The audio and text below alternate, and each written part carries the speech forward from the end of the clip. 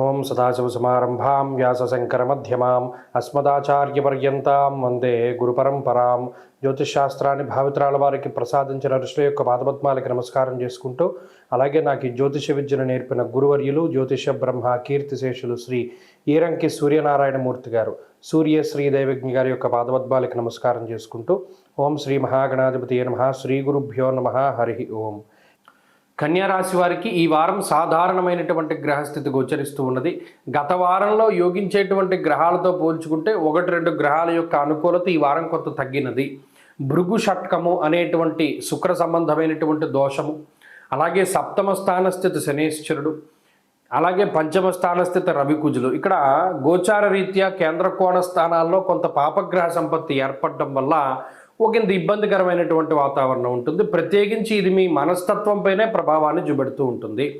దేహాలస్యం, మనస్తాపం, సుహృత్కేశం, ధనక్షయం. గత వారం కూడా మనం ఈ మాట చెప్పుకున్నాం. ప్రత్యేకించి బద్ధకాన్ని పెంచేటువంటి గ్రహస్థితి, ఏ పనైనా వాయిదా వేసుకునేటువంటి తత్వానికి ఇది కారణం.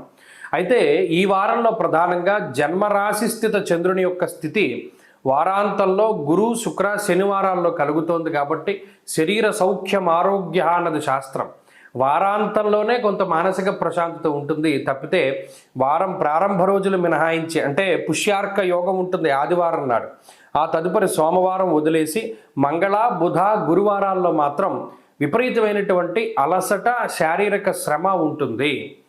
చిత్తభ్రంశ అన్నాడు, అంటే ఒక్కొక్క సమయంలో అసలు బుర్ర పనిచేయదు. అందువల్ల మంగళ బుధ గురువారాల్లో ఏ విధమైనటువంటి నిర్ణయాలు కూడా ఈ రాశి వారు తీసుకోకూడదు.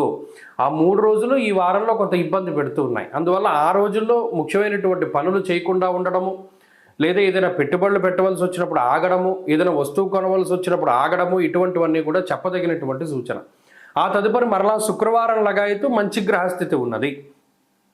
బుధుడు కూడా 6వ స్థానమందు యోగిస్తూ ఉన్నారు. రాహుతో కలిపి యోగిస్తూ ఉన్నటువంటి కారణం చేత గౌర్భూమి శత్రునాలాభ అన్నది శాస్త్రం. ప్రత్యేకించి శత్రువులు మీ మీద దాడి చేయాలని చూస్తే వారికి వారే గోతులు తీసుకున్నట్టు ఉంటుంది. మిమ్మల్ని ఎవరు ఏమి చేయలేరు. అక్కడ శత్రుస్థానమందు బుధరాహువుల యొక్క యుతి ఎప్పుడైతే ఉంటుందో మిమ్మల్ని డైరెక్ట్గా దెబ్బకొట్టాలి అన్నా, లేదా ఇండైరెక్ట్గా దెబ్బకొట్టాలి అని ఎవరైనా శత్రువులు చూస్తే అది వారికే రివర్స్ తగులుతుంది. మిమ్మల్ని ఎవరు ఏమి చేయలేరు. ఇది గొప్ప బలమైనటువంటి గ్రహస్థితి. కాబట్టి అటు గౌర్భూమి శత్రునాలాభం, శత్రువుల వల్ల మీకు లాభమే జరుగుతుంది కానీ నష్టం వాటిల్లదు. ఈ వారంలో ప్రధానంగా అది చూస్తారు కూడాను. పలానా వాడు నాకు చెడు చేయాలనుకున్నాడో వాడికే చెడు జరిగింది, దానివల్ల నాకు మంచి జరిగిందని ఎవరికైనా చెప్పుకునేటువంటి పరిస్థితులు ఉంటాయి. అలాగే మానసిక సంతోషం ఉంటుంది, ఆర్థిక లాభం ఉంటుంది, శత్రు విజయం ఉంటుంది, అలాగే మనసు ఉల్లాసంగా ఉంటుంది ఈ వారంలో కన్యారాశి వాళ్ళకి. అటు ఆర్థికంగా ఆరోగ్యపరంగా పరిస్థితులు బాగున్నాయి. ఉద్యోగపరమైనటువంటి విషయాలు సానుకూలంగానే ఉన్నాయి. ఈ వారంలో మరింత అనుకూలమైనటువంటి ఫలితాలని కన్యారాశి వారు పొందడానికై ఎక్కువగా ఈ రాశివారు దక్షిణామూర్తి యొక్క ఆరాధన చేస్తూ ఉండడం చెప్పదగినటువంటి సూచన. ఈ వారంలో కలిసి వచ్చేటువంటి రోజు బుధవారంగా చెప్పవచ్చును. అదృష్ట సంఖ్య 4, అదృష్ట వర్ణము లేత ఆకుపచ్చ రంగు. తదుపరి తులారాశి.